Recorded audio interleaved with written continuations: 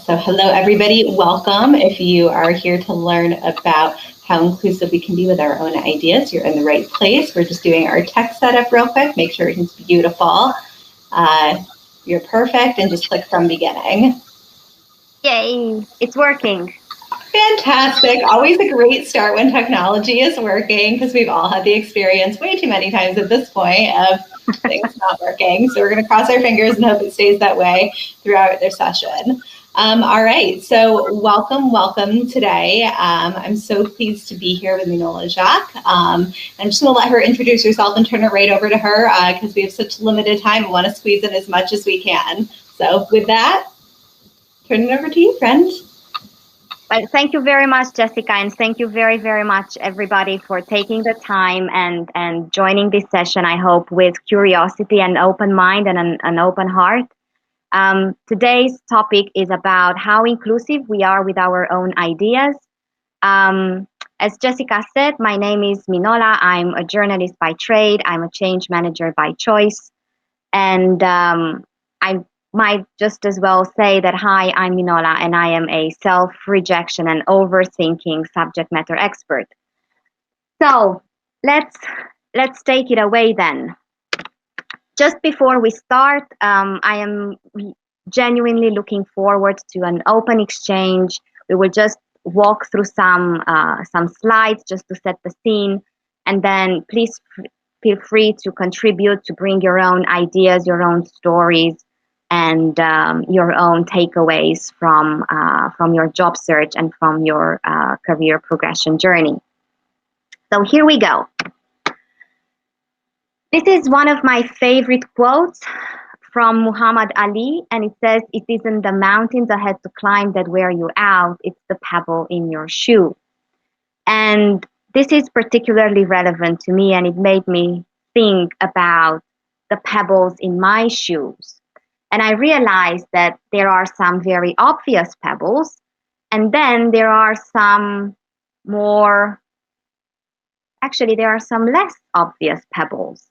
So the obvious ones, every application, every time I needed to upload my CV, every time I came across a candidate tracking system that asked me to retype either entire sections of my CV or my CV onto their platform.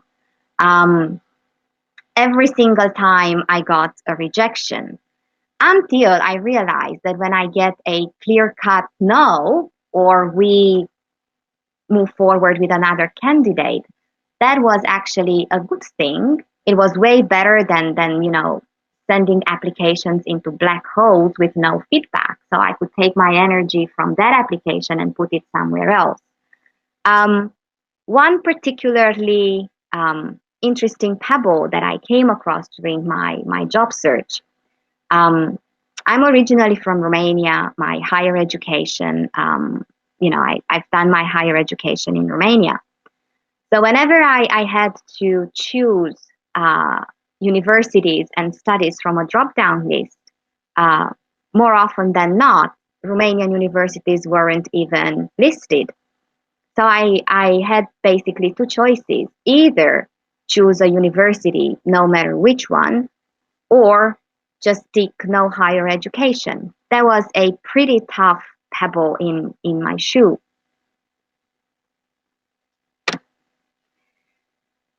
I am an aspiring good enoughist, and also a recovering perfectionist. And my question to you today, and this is a question that you can take away and then keep asking yourself, is, who is the judge of your good enough? I grew up being told that, I need to be good at everything that I do and that I need to be perfect. And I grew up being told that, there is such a thing as a perfect job, which I still believe. But at the same time, that is not necessarily the perfect option every time. So I am challenging you to understand the difference, or to define your point when better is the enemy of good, and just be good enough and be at peace with that. Be a recovering perfectionist. I will tell you a story. Um, when a couple of years ago I started looking for a job, I got a survey, a questionnaire from a career coach, and pretty standard questions, but there was a set of two of them, and they made me think. The first one was, what were you taught that work represented as you grew up? And the second one was, um, what did you realize that work represents for you? So I grew up being told that, work is what defines you, and that is the only thing that keeps you safe, and pretty much you are what you do. And I realized that as I went through my life and as I went through my professional life, a lot of other things um, came into highlight. Questions like, what am I willing to put into my work? What do I expect out of my work? Where do I stand on the spectrum between security and freedom? What does work mean to me at all? So, what I'm also putting out there for you to consider is that there is absolutely such a thing as a perfect job for you. But at the same time, under certain circumstances, and as long as you are fully aware of the decisions that you are making, it is also perfect to have a good enough job that, if nothing else, keeps you safe. As long as you are aware and you keep checking how that makes you feel. Um, Settling or making compromises for a job is not good enough, and is definitely not perfect. I will share a story with you. One of my best friends, um, she's going through a process where she's looking for a new job, um, and we're battling with the question of um, what do you want to do and what you don't want to do. And I remember she went for a job interview, and then we talked a little bit after that. And I asked her, okay, so how do you think that went? And she said, I think it went really well. I think I answered with what they wanted to hear. So I said, okay, that's great, but that's just, part of the story. Now, have you answered with what is truest to yourself?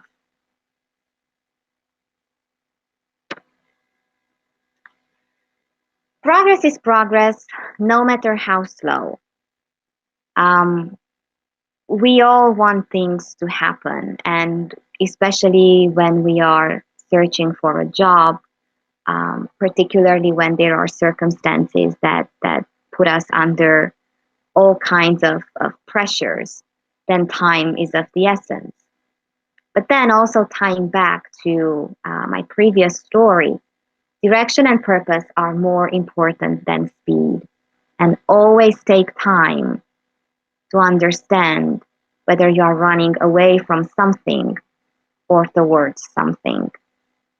In my previous corporate life, I had colleagues who literally fell into depression because they were not promoted um, frequently enough. And they were not, maybe sometimes they were not promoted at the same time as people who went through the onboarding process at the same time they did. And that made them feel not so much not valued, as that made them feel as not secure and not safe. So don't look at speed, and don't compare your speed and your timeline with anyone else's. Your journey is your journey. At the same time, think about an interesting pebble. Going back where we started. At one point, I discovered a pebble in my shoe that was quite surprising, which was advice. I had, for example, people telling me, you need to keep up the speed and you need to do at least one thing every day or 10 things every day, every single day, which was okay. But that became a pebble on days when my biggest achievement was basically just waking up and taking a shower. And then I started receiving advice along the lines of take time and don't feel like, don't feel guilty about it and don't feel like you're missing out or something or that you're wasting time that you don't have. But at the same time, losing 3, 4, 5, 2 weeks didn't make sense either. Just listen to your mind and listen to how you feel and listen to what you think and adapt your progress and adapt your speed. As long as you keep direction and purpose, and as long as you can ask yourself whether you're running away from something or you're running towards something, you should be okay. This one proved to be quite a huge one for me. Remember, if you're not speaking it, you're storing it, and that gets heavy.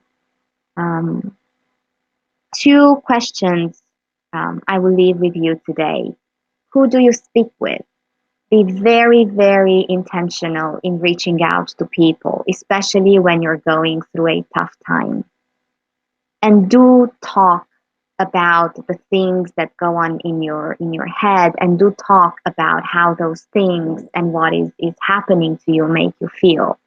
There are several things that are really, really difficult to say, like I need help, or I don't know what to do, or I am tired, or I feel ashamed, or I am afraid, or I have no idea what lies in front of me. Speak with people and speak it out. Don't keep it inside because it gets heavy. But most importantly is, how do you speak? Well, first of all, it's important what stories you tell yourself. And how do you perceive the things that you are going through? But at the same time, it is important how you speak about those things with your friends or with people that are meaningful to you. Another story, another personal story. I have a very, very dear, one of my closest friends, an amazing human being. And she's always, always there for me and for whomever needs her. But at the same time, whenever you mention a problem, or whenever you mention a challenge, or whenever you mention a tough cookie that you're dealing with, she automatically jumps into this coaching mindset. And she starts asking you questions like, why do you feel like that? And what do you think is the smallest, easiest thing for you to do? What can you do starting tomorrow morning?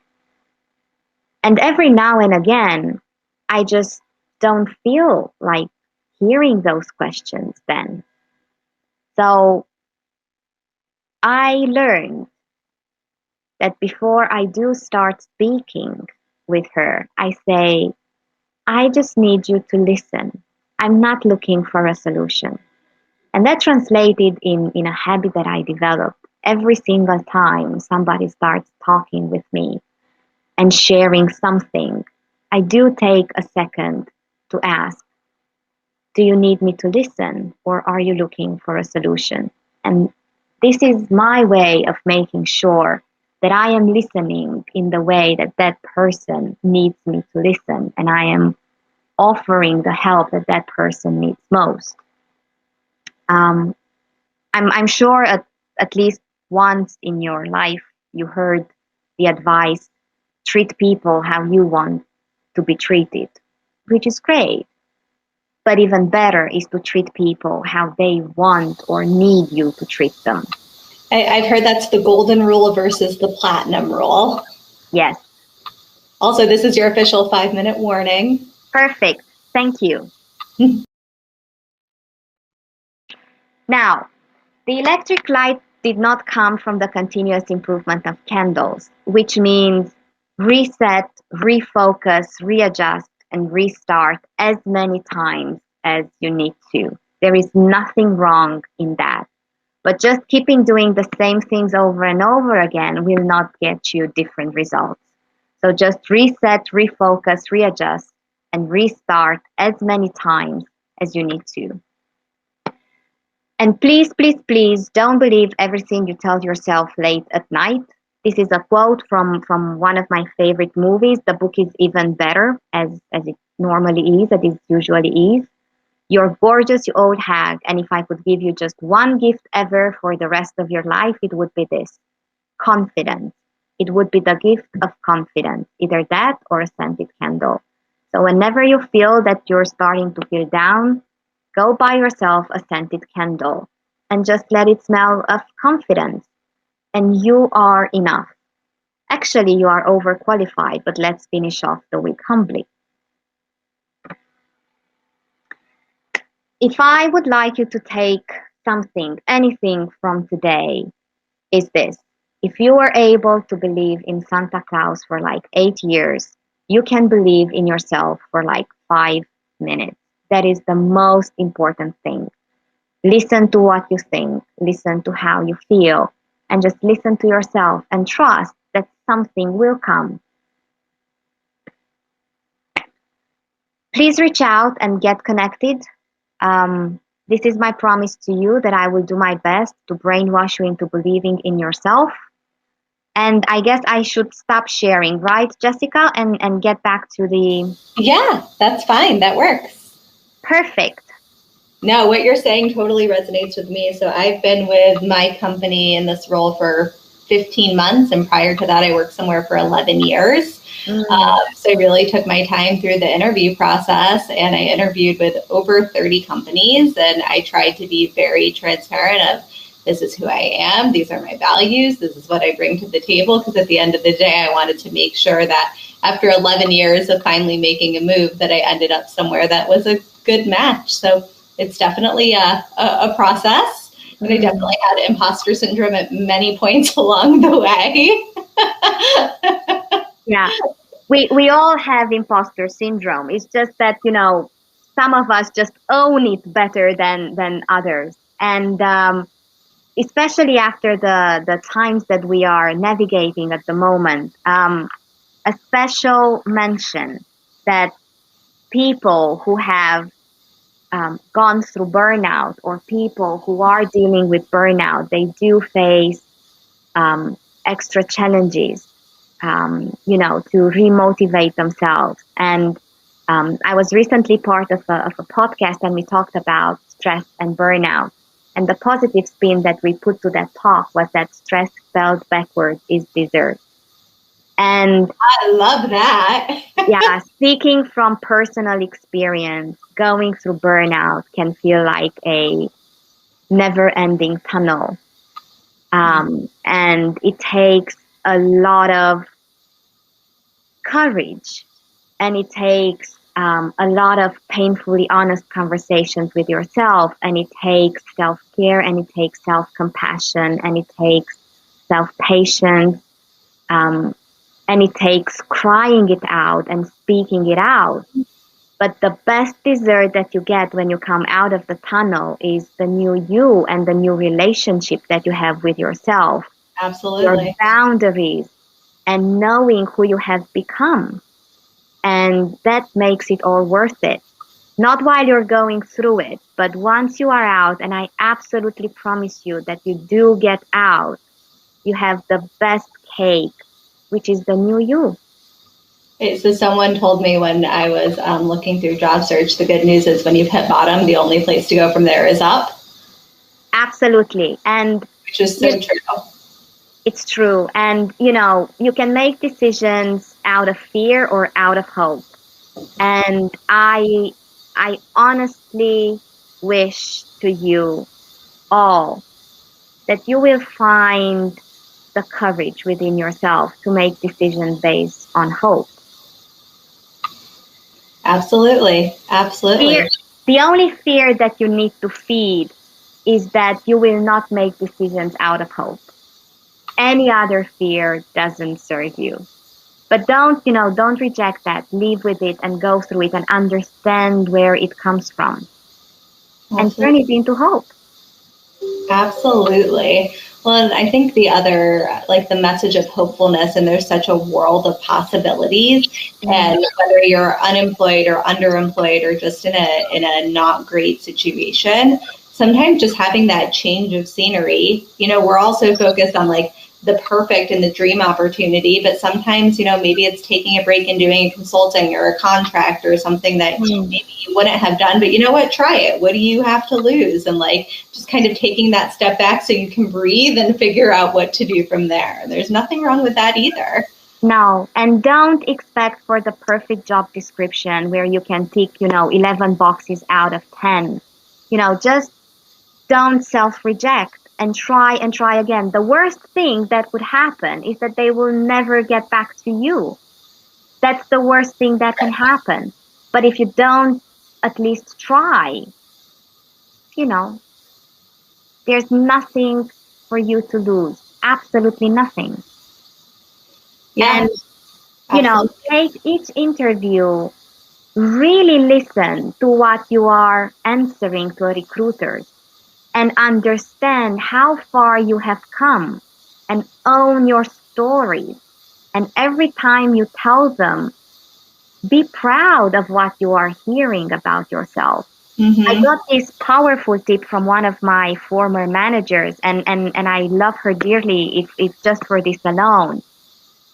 She taught me to keep a folder called, and we called it the smiles folder, where she told me to save every good feedback that I have ever received, whether it was an email or a text or something, just to record my small and big wins.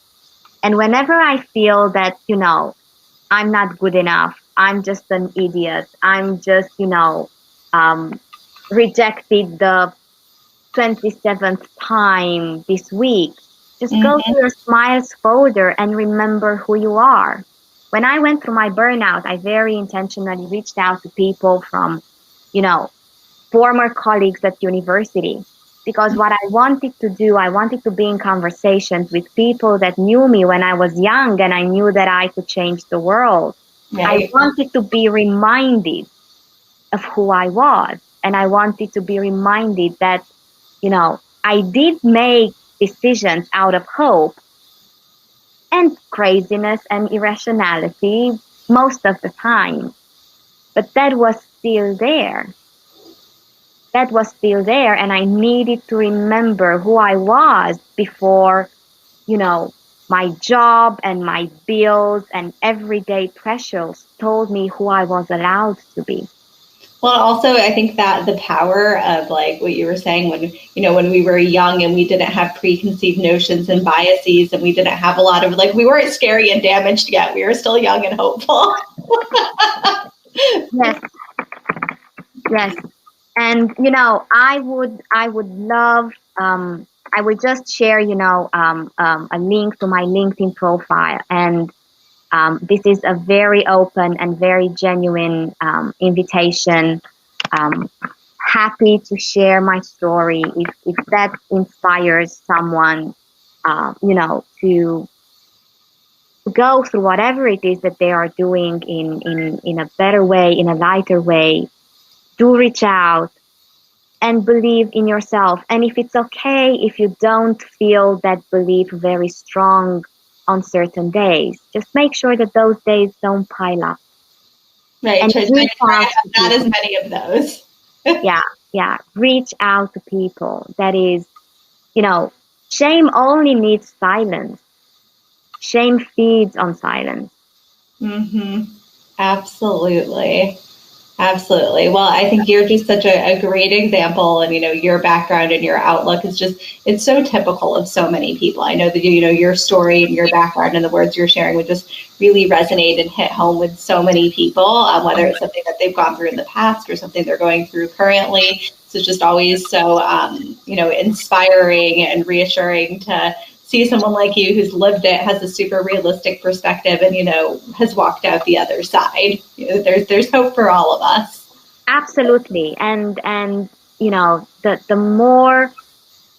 more we speak about it, and the more we grow into who we are, and the more intentional we are about finding our own space and using our own voice, the more hope gets out there to other people. And that always, always comes back.